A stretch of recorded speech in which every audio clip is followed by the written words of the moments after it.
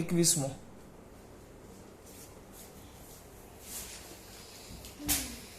તાંબાના 3 તારની લંબાઈ અને આડછેદનું ક્ષેત્રફળ LA 2LA/2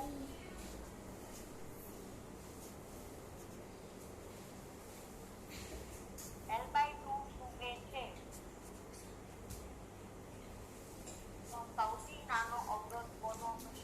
ચલો અવરોધ કીધો છે મારા દીકરા, અવરોધ કીધો છે તો અવરોધનું સૂત્ર શું આવે? R is equal to rho L/A. પણ આગળ ચોખ્ખું શબ્દ કહી દીધું છે તાંબુ, આગળ ચોખ્ખું શબ્દ કીધું છે તાંબુ, ધ્યાન રાખજો.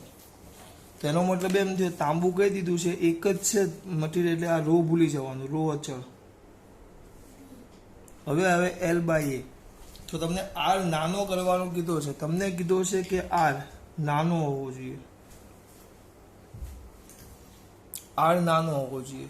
તો R નાનો થવા માટે સ્વાભાવિક છે આ અંશ નાનો જોઈએ, સોરી હા નાનો જોઈએ, અને આ જે છેદ છે એ તમારે મોટો જોઈએ. અંશ નાનો હોવો જોઈએ અને છેદ મોટો હોવો જોઈએ. બસ હવે એ કિંમત જોવાની તમારે, સૌથી મેક્સિમમ ક્યાં થાય. અંશ નાનામાં નાનો અને છેદ મોટામાં મોટો, એટલે આમાં થાય, ત્રીજામાં. ચલો 21મો એ પતે પછી 22મો બોલ બેટા. તમને આલેખ આપ્યો છે, હું દોરું છું, આલેખ દોરું છું. આલેખ આપ્યો છે તમને V વિરુદ્ધ I, અને આમ આપ્યું છે આમ.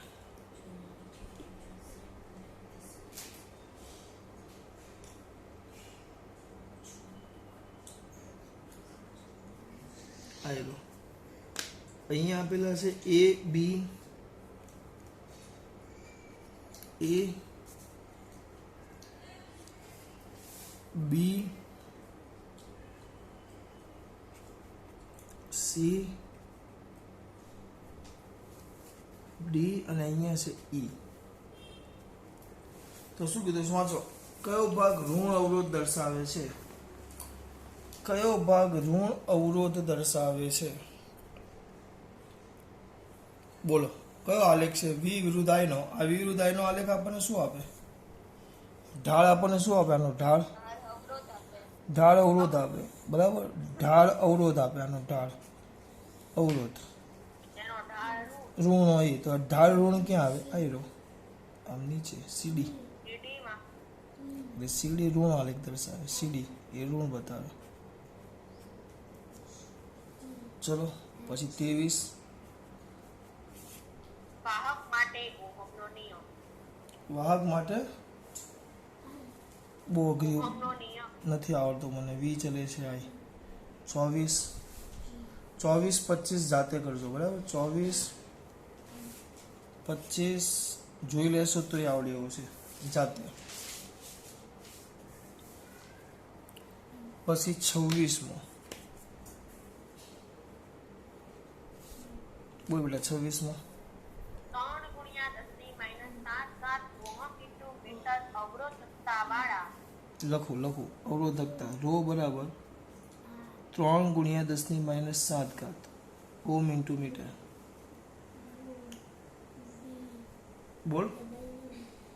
અવરોધકતા વાળા દ્રવ્યનો 1 centimetre by 1 centimetre by 100 centimetre પરિમાણ વાળા બ્લોકની બંને લંબચોરસ સપાટીઓ વચ્ચેનો અવરોધ. બંને લંબચોરસ સપાટીઓ વચ્ચેનો અવરોધ. હવે 1 મિનિટ, આમાં જો 1 સેમી આમ આપ્યું છે, 1 સેમી ગુણ્યા 1 સેમી પછી ગુણ્યા 100 સેમી, તો આ L કહેવાય. તો આ B અને H થાય, B અને H થાય. હવે તમને અવરોધ ક્યાં કીધું છે? લંબચોરસ. તમે આમ દોરો આકૃતિ. તો 1 મિનિટ આપો મને.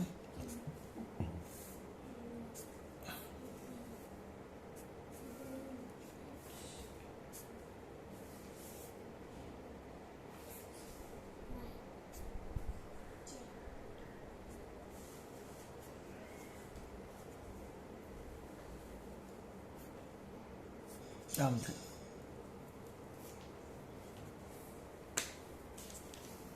હવે તમને એમ કીધું છે બંને લંબચોરસ, તો આ બે તો આ તમે લ્યો, જો અહીંયા ધ્યાન આપજો, આ તમારી લંબાઈ થાય, આ બી થાય અને આ એચ થાય, એમ જેમ ગણો એ. તો લંબચોરસ તમે કેવું લંબચોરસ, તો લંબચોરસ એટલે સપાટી આ થાય, એક આ થાય અને એક આ પાછળની થાય, આ બે લંબચોરસ સપાટી થાય. એના વચ્ચેનો અવરોધ કીધું છે, લંબચોરસ સપાટીઓ વચ્ચેનો શું કીધું છે? અવરોધ. તો એક સિમ્પલ વસ્તુ મને હું બધા હા તો જાઓ. તો અવરોધનું સૂત્ર શું આવે? R is equal to rho L by એ.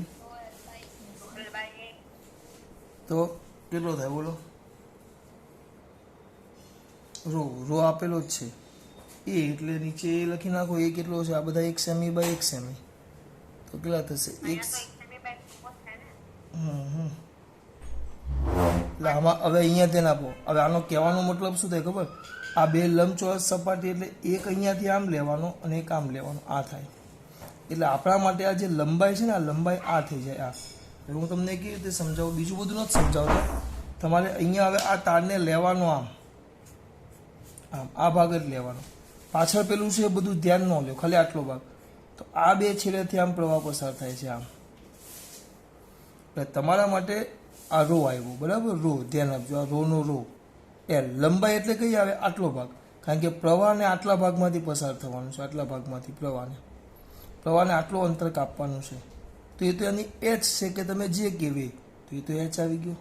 છેદમાં એ આપ્યો છે એ એટલે આડછેદ. એ ક્યાંથી ઘૂસે છે? અહીંયાથી ઘૂસે આખા ભાગમાં. તો એ તો એલ લંબાઈ ગુણ્યા એને આપણે બીજું નામ શું આપ્યું છે? બી આપ્યું છે. એટલે છેદમાં આવે એલ ગુણ્યા બી. એને મારે તમને કેમ સમજાવું છું? આમ આપ્યું છે આમ. હવે આ છે, વિચારો આ ઘન તમને દેખાય ને, પણ ઘન જેવું છે. ચલો આયરું આ થોડુંક લાંબુ છે, આમાં આવશે ને, બીજું કાંઈ નહીં. આ ઘન છે, આ આવું છે. જો આયરું આ છેદનું ક્ષેત્રફળ આમ થાય, પણ પ્રવાહ અહીંયાથી દાખલ થાય, આમથી આમ દાખલ થાય છે આમ. આ બે લંબચોરસ સપાટીઓ, આ બે ચોરસ થઈ જાય. આ ના લઈ, આ લંબચોરસ જેવું જ છે. એક જ મિનિટ, તેથી રબર તમારા જીવાના જ છે બધા. જો આયરું હવે આમ છે. હવે આ લંબાઈ આમ 1 સેમી, આ 1/1, અને આ લાંબુ છે 100 સેમી, આ 100 સેમી છે. હવે તમને એમ કીધું છે લંબચોરસ સપાટી, તો આ અને આ લંબચોરસ સપાટી થાય. એટલે આપણે તાર આમ જોડેલો છે આમ. આપણે તાર આમ જોડેલો છે. હું ધીમે ધીમે બોલું છું. આપણે જે છે ને એ આપણે તાર આમ જોડેલો છે આમ. હવે શું થાય? તો આમાંથી પ્રવાહ ક્યાંથી દાખલ થયો? અહીંયાથી દાખલ થયો, અહીંયાથી પ્રવાહ દાખલ થાય છે. તો એના માટે અહીંયાથી પ્રવાહ દાખલ થયો, તો એના માટે આડછેદનું ક્ષેત્રફળ આ કહેવાય. આ તો આ તો લંબાઈ ગુણ્યા પહોળાઈ, એટલે ક્ષેત્રફળમાં આવે એલ ગુણ્યા બી.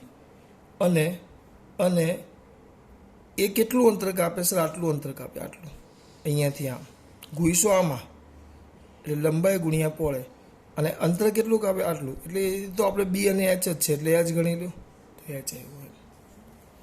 જો લંબાઈને કીધું હોત ને ચોરસ સપાટી, તો આપણે આમ જોઈન્ટ કરવું પડે. ચોરસ સપાટી તો આમ જોઈન્ટ કરવું પડે. તો અંતર કેટલું કાપે? તો અંતર કાપે એલ જેટલું.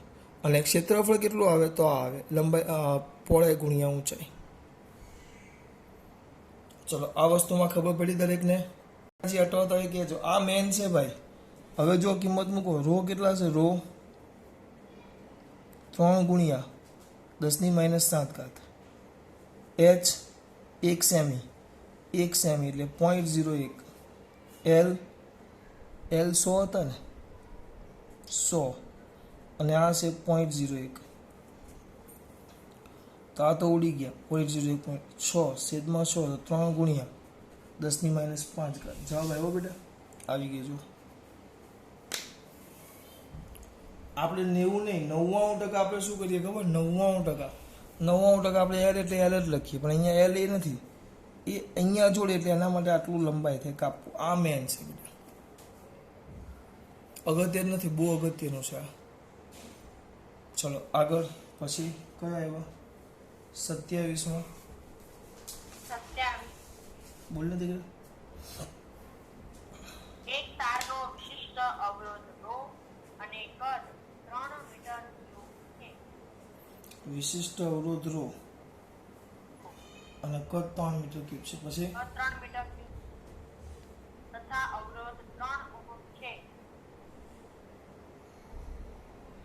તેની લંબાઈ ચલો તેની લંબાઈ શોધવાની કીધી છે. વિશિષ્ટ અવરોધ એટલે એકમ લંબાઈ દીઠ અવરોધ થાય. વિશિષ્ટ અવરોધ એટલે અને એ રોજ રાખ્યો છે, બરાબર.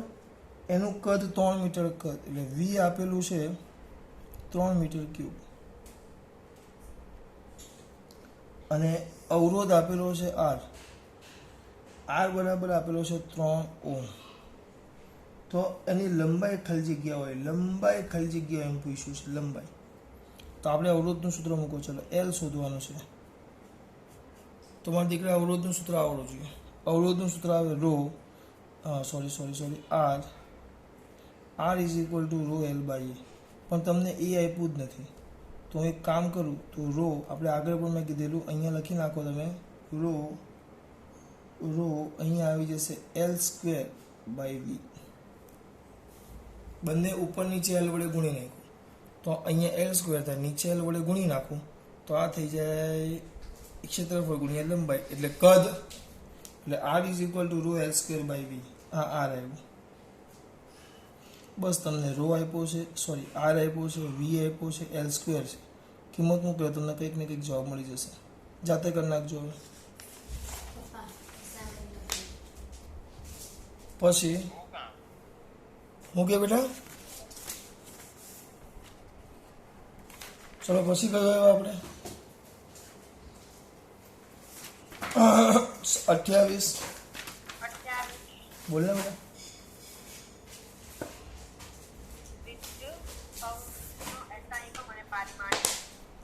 ચલો 28, 29, 30, 31. 28, 29, 30, 31 અને 31 અને 32. આ બધા જાતે કરજો. ખાલી સૂત્રની અંદર કિંમત છે, બરાબર. આટલા જાતે કરવાના. ચલો આગળ પછી બોલો. હવે આવી ગયા 33માં. બોલ બેટા.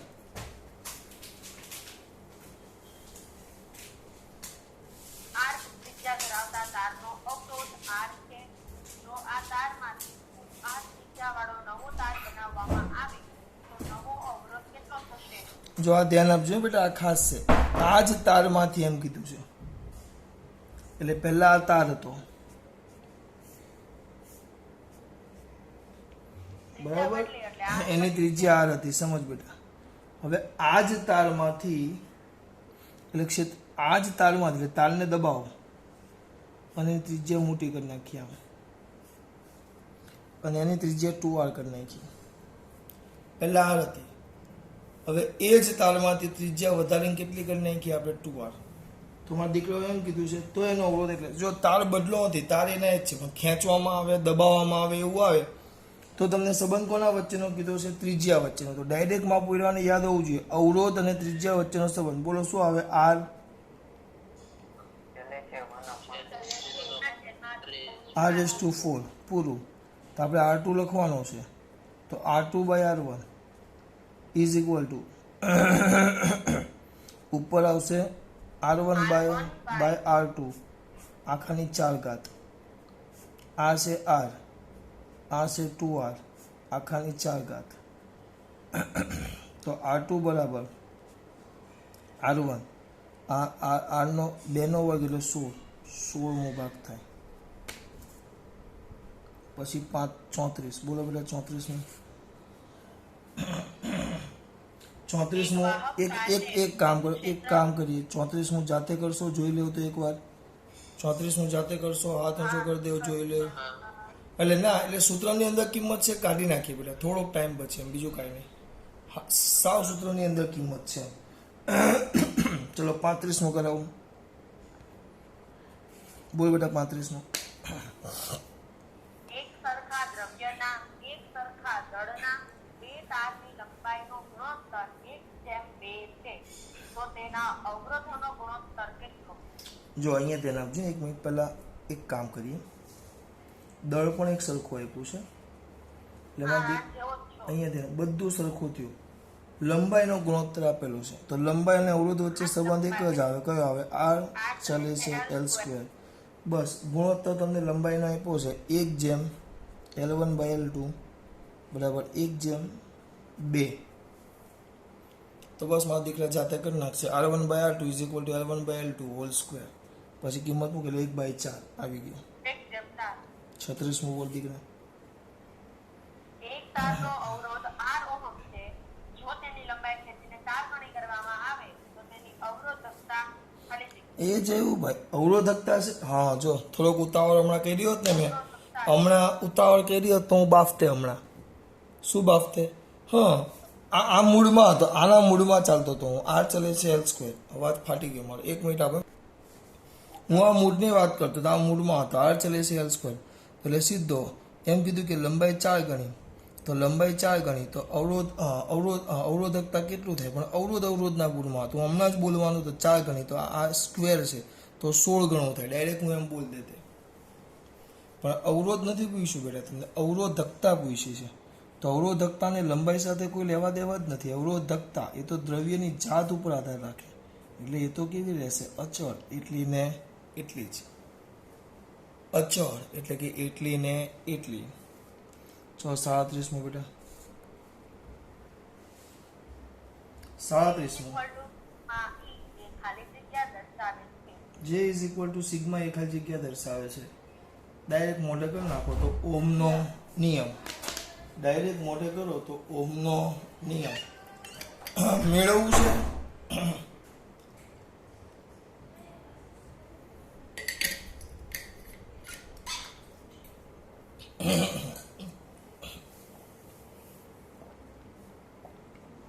લખી નાખીએ. J = સિગ્મા/E. હવે એકમ છે ને તો આમાં થોડી કિંમત મૂકો તો તમને અવરોધનું સૂત્ર મળી જાય બેટા. અવરોધમાં આપણે V જોઈએ ને. ચલો કામ કરીએ. કદાચ થઈ જાય તો આ હવે I/A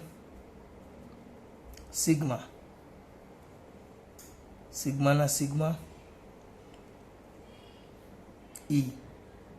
આપણે જવાબ લાવવાનો છે પણ આ અવરોધ લાવવાનો છે ને R. તો આના જગ્યાએ આવશે 1/ρ. 1/ρ. ઓ બાળકો વ્યસ્ત. મારે જવાબ લાવવાનો છે R = V/I. તો મારે વોલ્ટેજ જોશે અને I જોશે તો ρ આવી ગયો. અને અહીંયા પકડો આ E છે. E બરાબર તો આવે V/L કે VL થાય. E બરાબર હું આપણે કઈ V = ED. હા YD. તો I/A આને I રાખો. આ જશે નીચે આવશે ρ L A × V. તો I ρ L/A એને તો ρ L/A એને તો અવરોધ R કહેવાય. RV. I આવું કર્યું એ સોરી V/R. આ V/R. તો R બરાબર V/I થઈ ગયો ઓહમનો નિયમ. જો સાબિત થઈ જ જાય. આમાં કઈ અઘરું છે જ નહીં. ચલો 38મું બાકી છે. હજી 38મું બોલ દીકરા. ધાતુના એક વાહકનું તાપમાન વધારતા તેના દ્રવ્યની અવરોધકતા અને વાહકતાનો ગુણોત્તર. હવે જો અહીંયા ધ્યાન આપો. અવરોધકતા અને વાહકતા. અવરોધકતા અને વાહકતા બંને વ્યસ્ત છે.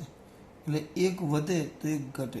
અને બંનેનો ગુણાકાર કીધો છે ρ × સિગ્મા.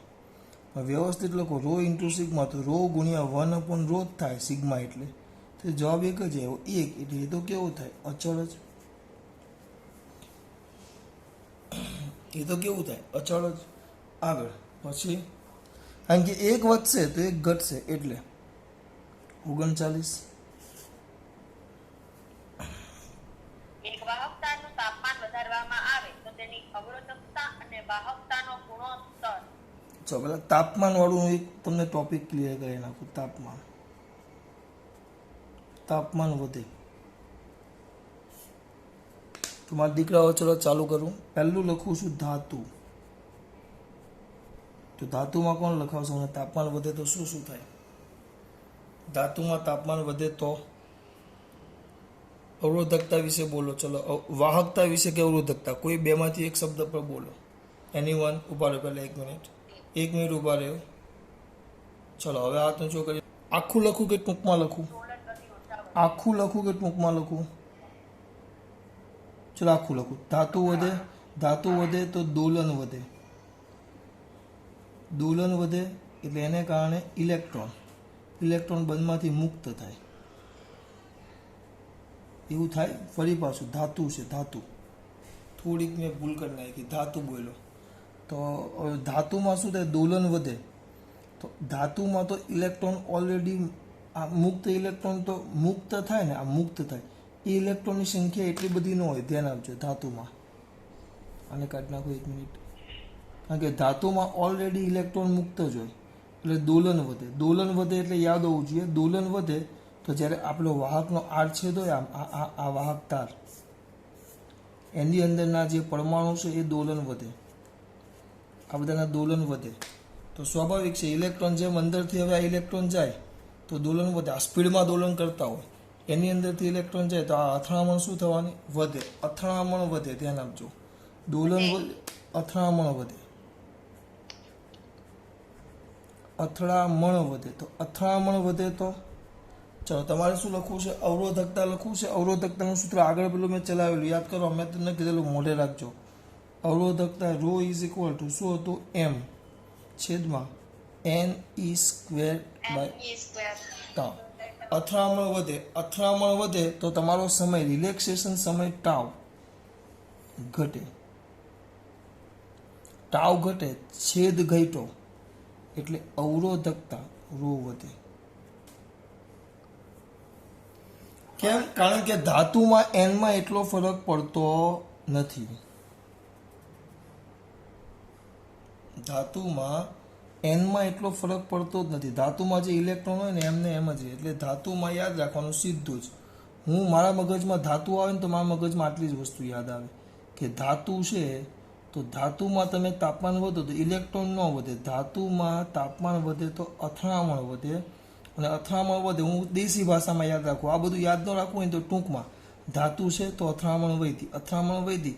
હવે મારે અથડામણ વધે તો હું સરળતાથી જઈ શકું ના, મને અવરોધ વધે એટલે અવરોધકતા વધે. વાત પૂરી. આટલું હું ડાયરેક્ટ યાદ રાખું. હું આટલું યાદ રાખું. બરાબર.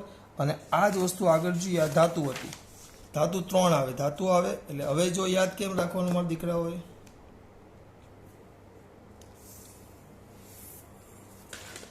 પાછું એકવાર મારા દીકરાઓને લખાવું ધાતુ. તો કેવી રીતે મેં ટૂંકમાં તમને સમજાવ્યું? ધાતુ તો ધાતુમાં તાપમાન વધે, ટી વધે તો સિમ્પલ વસ્તુ થાય. ટી વધે તો અથડામણ વધે. એટલું યાદ રાખો ખાલી.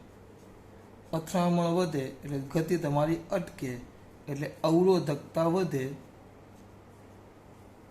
અને વાહકતા ઘટે. સાથે સાથે જ લખી નાખીએ. અર્ધ ધાતુ હોય, અર્ધ ધાતુ. ચલો કોણ કહેશે અર્ધ ધાતુનો? હાથ ઊંચો કરો, પૂછું. હાથ ઊંચો કરો, પૂછું. બોલ.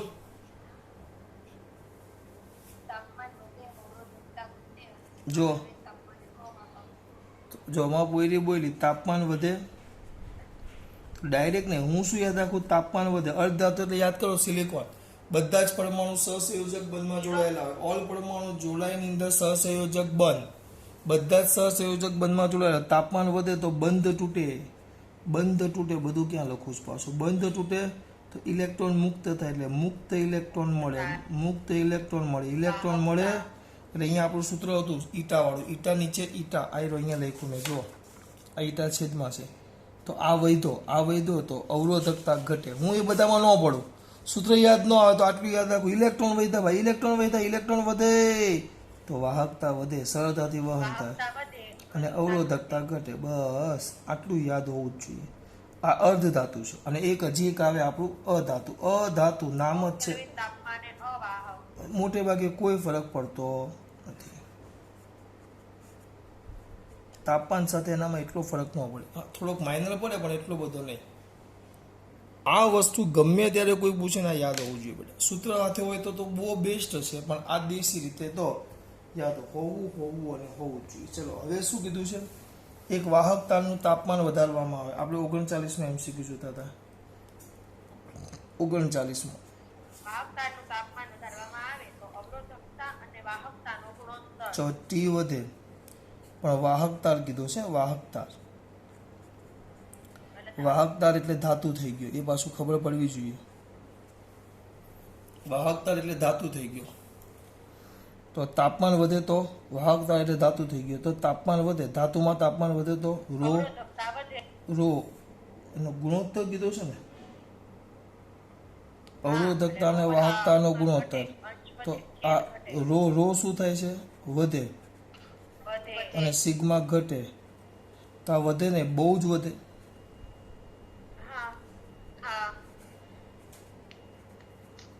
બહુ જ વધે. ચલો 40મું. તાંબા અને મેંગેનીઝના બે સમાન લંબાઈના તારના અવરોધો સમાન છે તો કયો તાર જાડો છે?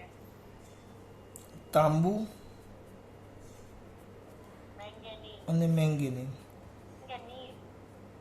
ની ના આવે, મેંગેનીન આવે. બેના અવરોધ સમાન છે. સમાન લંબાઈ છે ને અવરોધ સમાન છે. અવરોધ સમાન છે, ધ્યાન આપો. તો વાત કરીએ તો આર કોપર બરાબર આર મેંગેનીન. ખાલી એમ જ લખું છું, ખાલી એમ. આર કોપર ને આર મેંગેનીન બરાબર. હવે એક સિમ્પલ વસ્તુ વિચારો, બેની લંબાઈ સરખી છે. તો હું મારા અહીંયા સૂત્ર લખું છું, રો CU L CU છેદમાં ACU. આ બાજુ rho L rho M LM MN. પણ લંબાઈ તો સરખી આપી. તો લંબાઈ સરખી, લંબાઈ તો ઉડી ગઈ. હવે તમે વ્યવસ્થિત લખો, કોપર છેદમાં MN, આ બાજુ ACU છેદમાં, ભૂલ નથી કરી ને? ના, AMN. આ બે ગુણોત્તર સરખા હોય. બરાબર. હવે મારા દીકરાઓને એટલી ખબર પડી છે, એમને લોજિકલી વાત થાય છે કે આ બેની વાત કરો તો કોપર જે છે, કોપરની અવરોધકતા અવરોધકતા છે, મેં ઊંધું કર્યું. કોપર અને મેંગેનીન છે તો એમાં વધુ વાહક કોણ? કોપર. એટલે કોપરની અવરોધકતા મેંગેનીન કરતાં ઓછી. એટલે CU છેદમાં રો MN. આ બાજુ છેદમાં લાવી દેવી. એક કરતા નાનો. આ છેદમાં આવે એટલે એક આવી ગયો. પણ આના બરાબર તો આ છે, ACU છેદમાં AMN. વ્યવસ્થિત લખો તો ACU અને AMN. એટલે કોણ જાડો હશે? મેંગેનીનનો તાર જાડો હશે. આ પહેલા સંબંધ લાવ્યો હું, આ સંબંધ આવી ગયો. પછી અવરોધકતાની વાત કરું તો આ ગુણોત્તર લીધો કે આ સેન્સ છે, વિશે તમને ખબર હોવું જોઈએ. ચોપડીમાં આપ્યું ના આપ્યું પણ ખબર હોય. સૌથી વધુ સોનું ચાંદી નહીં આવે, ચાંદી પછી કોપર જ આવે ડાયરેક્ટ. તો કોપરની અવરોધકતા બીજા બધા કરતાં તો ઓછી જ હોય. એટલે ઓછી હોય તો એનો ગુણોત્તર લે તો એક કરતાં નાનો થઈ ગયો, આને છેદમાં લઈ ગયો. પણ આના બરાબર તો આ છે તો એ લખી નાખ્યું. પછી આ બાજુ ગુણાકારમાં લાગ્યું. એટલે મેંગેનીનના આડછેદનું ક્ષેત્રફળ કોપર કરતાં કેવું હશે? વધારે. 40. ચલો પછી 41. કેટલી વાર છે?